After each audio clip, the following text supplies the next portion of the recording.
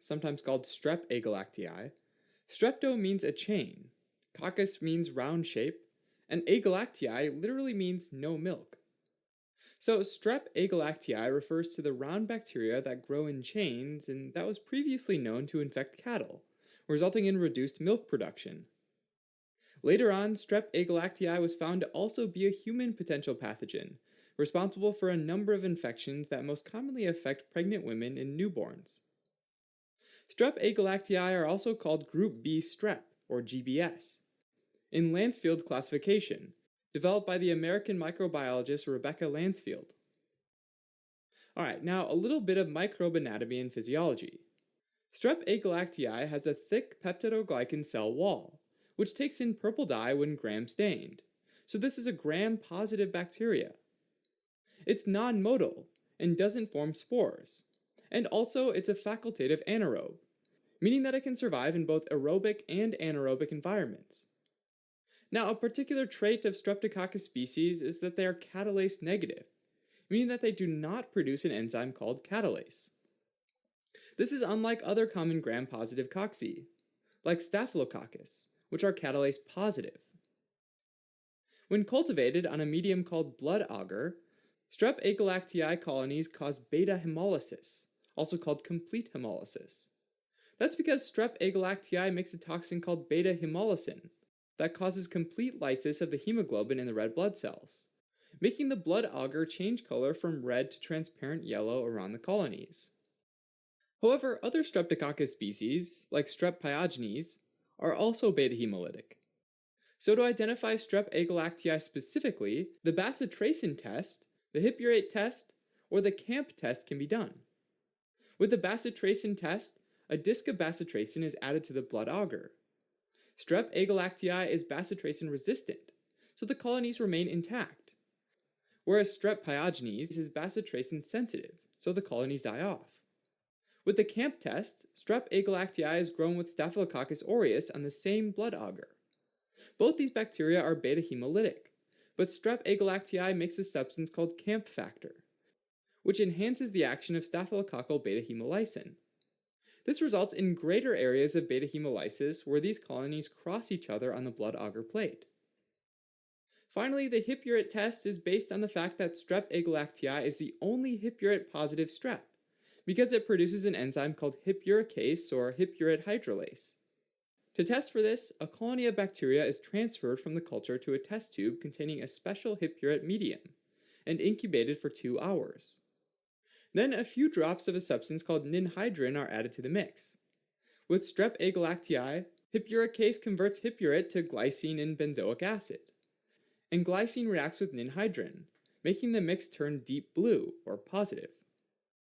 Alright, now Strep agalactiae has a number of virulence factors that are assault weaponry and help it attack and destroy the host cells, and evade the immune system. First, Strep agalactiae is encapsulated, meaning it's covered by a polysaccharide layer called a capsule. The capsule also has pili, which are hair-like extensions that help the bacteria attach to a host cell. Additionally, the capsule is rich in sialic acid, which is a substance that can also be found in human cells. So inexperienced immune cells, like that of a newborn, might confuse Strep agalactiae with self cells, allowing it to survive inside the body.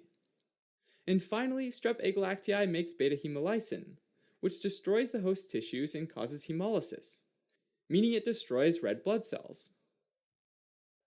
Surprisingly, Strep agalactiae is very common, to a level that up to 30% of healthy adults are colonized by it, without causing any disease at all. They mostly colonize the gastrointestinal tract and the vagina. Problems arise in people with a weakened immune system, like newborns, pregnant women, and adults with underlying diseases like diabetes mellitus, malignancy, or a pre-existing infection like HIV. Additionally, since the spleen plays an important role in immunity against encapsulated bacteria, Strep agalactiae infections are more common in people who've had a splenectomy, meaning their spleen was surgically removed, or in those with sickle cell disease who have functional asplenia. Strep agalactiae can cause a number of infections.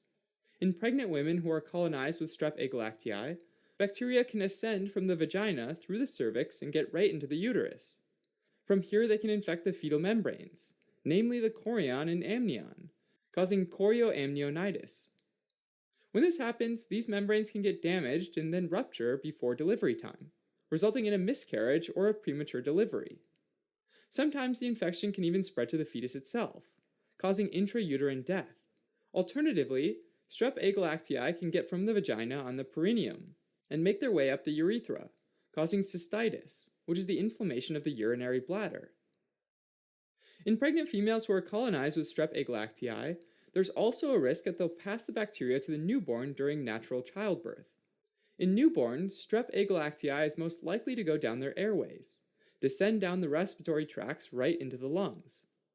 This can cause inflammation of the lung tissue, or pneumonia. Occasionally, strep agalactiae can destroy the baby's alveolar lining with their beta-hemolysin, and break through the alveoli capillary wall to get straight into the bloodstream, what's known as bacteremia. Bacteremia can cause neonatal sepsis, which is when bacteria triggers a widespread immune reaction that causes vasodilation, hypotension, and hypoperfusion of the baby's vital organs. Alternatively, bacteria from the blood can cross the blood-brain barrier and migrate into the cerebrospinal fluid, causing neonatal meningitis. Less likely, but possible, the bacteria can also travel down the bloodstream to the joints, causing septic arthritis. Treatment for strep agalactiae requires antibiotics like penicillin G and ampicillin.